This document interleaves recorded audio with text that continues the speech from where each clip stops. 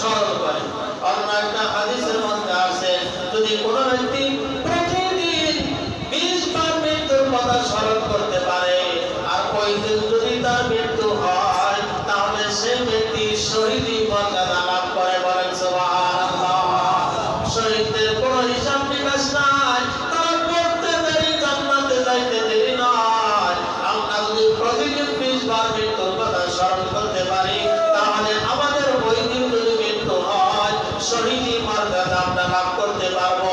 আর মৃত্যুর কথা যখন স্মরণ হবে, তখন আমাদের দ্বারা কখনো গুনাহ সংঘটিত হবে না। এই জন্য 4 নাম্বার মৃত্যুর জন্য প্রস্তুতির ক্ষেত্রে 4 নাম্বার হলো সবসময় মৃত্যুর কথা স্মরণ করতে হবে। 5 নাম্বার হলো ঈমানের উপর অটল অবিচল থাকার জন্য দোয়া করতে হবে। কেননা ঈমানটা বহুত বড় একটা নিয়ামত। যার ঈমান আছে সে ব্যক্তি জান্নাতে যাবে, আর যার ঈমান নাই সে ব্যক্তি জান্নাতে যাবে না।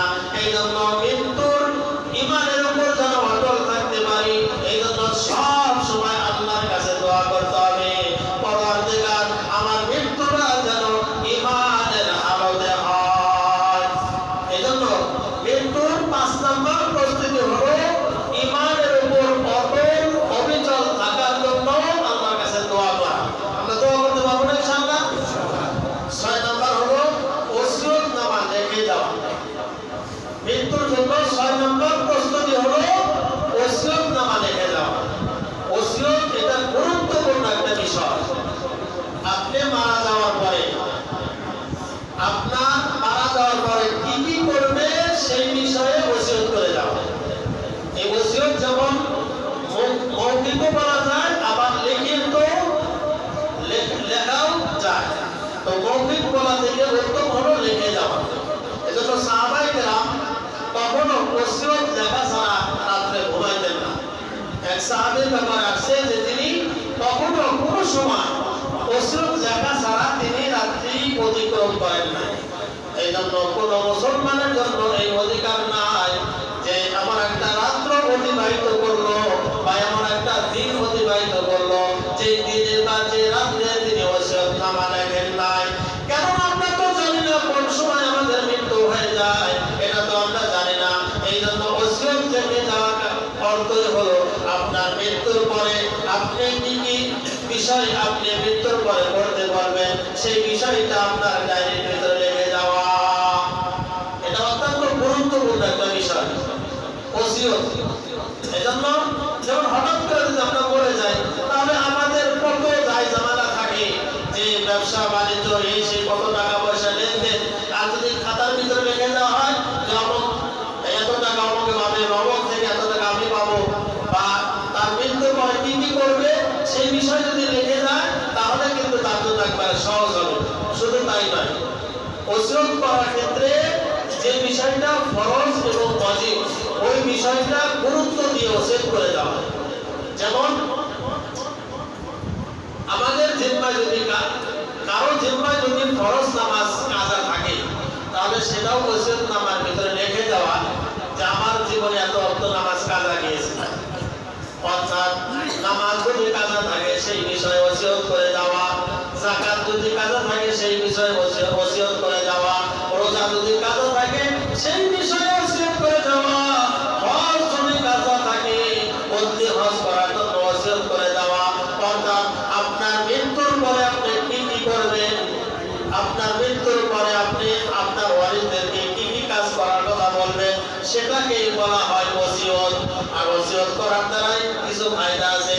1 নম্বর ফায়দা হলো যে ব্যক্তি ওসিয়ত করবে সেই ব্যক্তি যেন সুন্নতের উপর আমল করলো।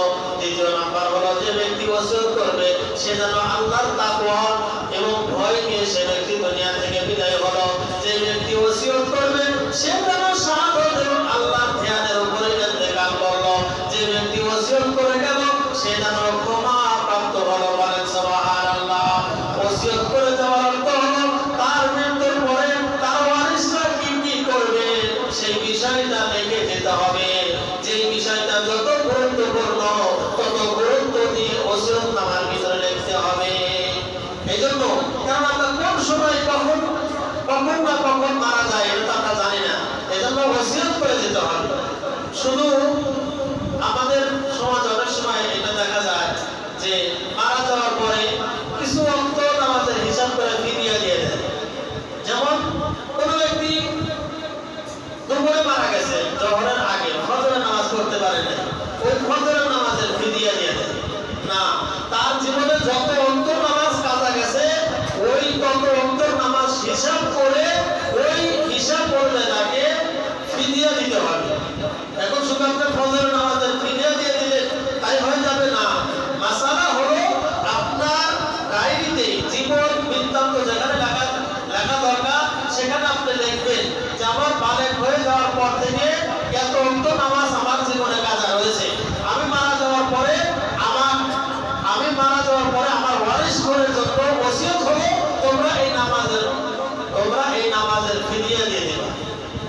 এখন ওসিয়ত করে যাওয়ার অর্থ হলো যে ওই কাজটা সন্তানদেরকে করতে বলা। এখন যদি সন্তান না করে তাহলে সেটা তারা গুনাহগার হবে, কিন্তু সে যে নামাজ কাজা রেখে দুনিয়া থেকে চলে গেল, এই কারণে ওসিয়ত করে যাওয়ার কারণে আল্লাহ তাকে মাফ করে দিবেন। বলেন না সুবহানাল্লাহ। তাহলে ওসিয়ত করাটা একটা গুরুত্বপূর্ণ বিষয় না? এজন্য ওসিয়ত করে দিতে হবে। এরপরে মৃত্যুকে কেন্দ্র করে অনেক সময় অনেক কুসংস্কার হয়। যেমন মানুষ মারা যাওয়ার পরে ছবি তোলা হয়, বা কবর পাকা করা হয়, বা 3 দিনের দিন অনুষ্ঠান করা হয়, 40 দিনের দিন 40 করা হয়, বার্ষিক মৃত্যু বার্ষিক পালন করা হয়। এটা হলো কুসংস্কার এবং গুনাহের কাজ। এখন সেই ক্ষেত্রে সেই ব্যক্তি ওসিয়ত করে যাবে, আমি মারা যাওয়ার পরে এই কাজ তোমরা করবা, আমি মারা যাওয়ার পরে কুরবানি করবা না, আমি মারা যাওয়ার পরে মৃত্যু বার্ষিকী পালন করবা না, আমি মারা যাওয়ার পরে সন্তান পত্রে আমার ছবি দিবা না, আমি মারা যাওয়ার পরে আমার কবরের উপর সামিয়ানা বিছাবে না, আমি মারা যাওয়ার পরে আমার কবরটা সাফ করবা না, পাকা করবা না, আমি মারা যাওয়ার পরে আমার কবরের উপর ফুল দিবা না। এই বিষয়ে ওসিয়ত করে দিতে হবে। তাহলে আমরা বাঁচতে পারবো, অন্যথায় কিন্তু বাঁচার কোনো সুযোগ নাই।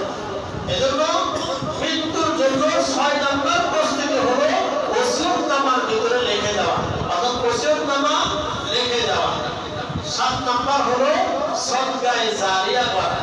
সদকায়ে জারিয়া করা হাদিসের মধ্যে আছে, ইজা মাতাল ইনসান, মানুষ মারা যাবে, ইনকাতা আমালুহু, তার সমস্ত আমলের দরজা বন্ধ হবে, ইল্লা মিন সালাস, কিন্তু 3টা আমলের সওয়াব কিয়ামত পর্যন্ত জারি থাকবে। 1 নাম্বার হলো সদকাতুন জারিয়া, সদকায়ে জারিয়া। 2 নাম্বার হলো আও ইলমুন ইনতাফাউ বিহি, উপকারী ইলম। 3 নাম্বার হলো আও ওয়ালাদুন সালেহ, নেককার সন্তান রেখে দেওয়া। আমরা যদি সদকায়ে জারিয়ার আমল করতে পারি, অর্থাৎ মসজিদ মাদ্রাসা করে দিতে পারি, বা আপনার টাকা দিয়ে যদি কাউকে কোনো কিছু করে যান, বা কোনো কর্মের পিছনে আপনি খরচ করেন, সে যতদিন আমল করবে কিয়ামত পর্যন্ত আপনার আমলনামা সওয়াব হতে থাকবে। এজন্য হাদিসের মধ্যে আছে, বান্দা মানুষ মারা যায়, তার সমস্ত আমলের দরজা বন্ধ হয়ে যায়, কিন্তু মাত্র 3টা আমলের দরজা বন্ধ খোলা থাকে, কিয়ামত পর্যন্ত সওয়াব তার আমলনামা অটোমেটিক পৌঁছতেই থাকে। সেটা হলো সদকায়ে জারিয়া।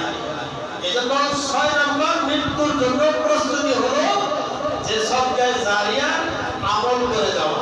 আল্লাহ রাব্বুল আলামিন আমাদের সকলকে এই মৃত্যুর 7টি প্রস্তুতি গ্রহণ করবার তৌফিক দান করুন।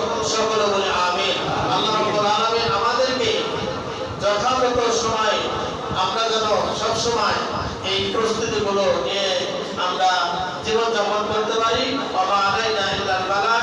যারা সুন্নাত নামাজ পড়েন নাই, কাবলা